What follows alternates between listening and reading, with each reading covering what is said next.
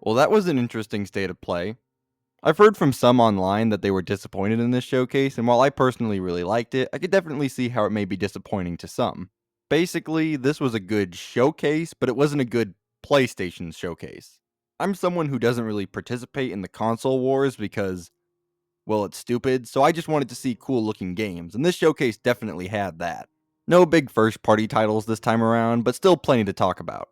In this video, I'll only be going over the announcements that I have something to say about. So with the intro out of the way, let's talk about the June 2025 State of Play. Starting the presentation off with a game that I got insanely excited for, and probably no one else did. Enhance is one of my favorite developers, with their calming and addictive puzzle games like Humanity, Tetris Effect, and Lumines, with Tetris Effect being one of, if not my favorite puzzle games ever. So you can imagine my excitement when they basically announced a sequel, this time being a take on one of their other games, Lumines. The visuals and the music in this trailer look amazing, and I love the option of a VR mode because honestly, that was the best way to experience Tetris Effect. I can't wait for this game to come out, and if I'm being completely honest, this was my favorite announcement of the showcase. Which means it's only downhill from here, right? Well, Pragmata was a new third-person action game shown off by Capcom during the June PlayStation Showcase.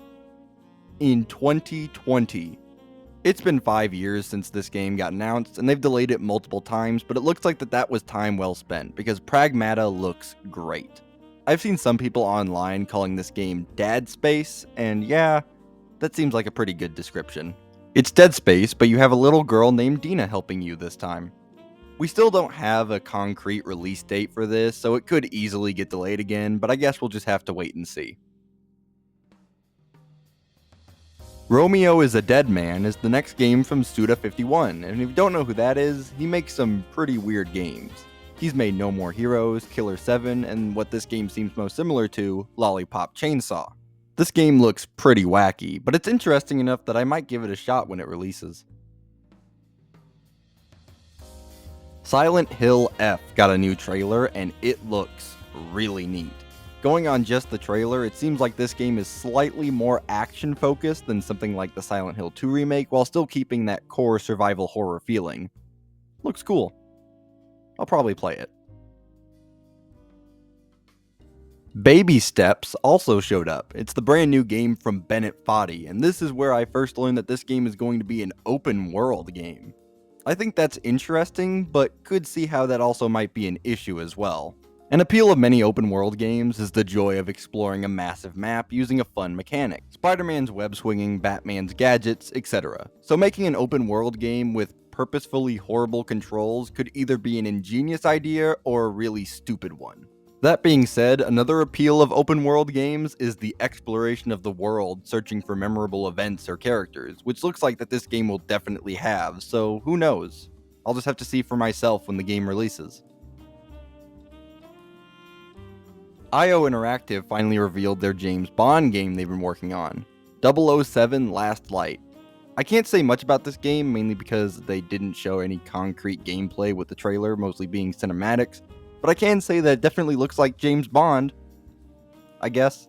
I don't really have any knowledge of James Bond that isn't surface level. I will say Bond himself looks way younger than usual because this is an origin story, but other than that, everything looks about what you would expect from a Bond game.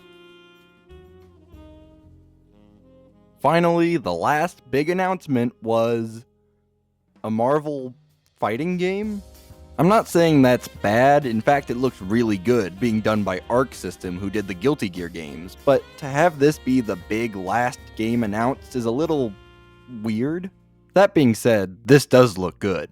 It's a tag team fighter like Marvel vs. Capcom, but this time being 4v4 rather than 3v3, and I can only imagine the combos people will pull off with this. It seems like Marvel's new strategy with video games is to give talented developers boatloads of cash to make a game with Marvel characters, which, if they continue to pick good developers, then that's a strategy I can kinda get behind.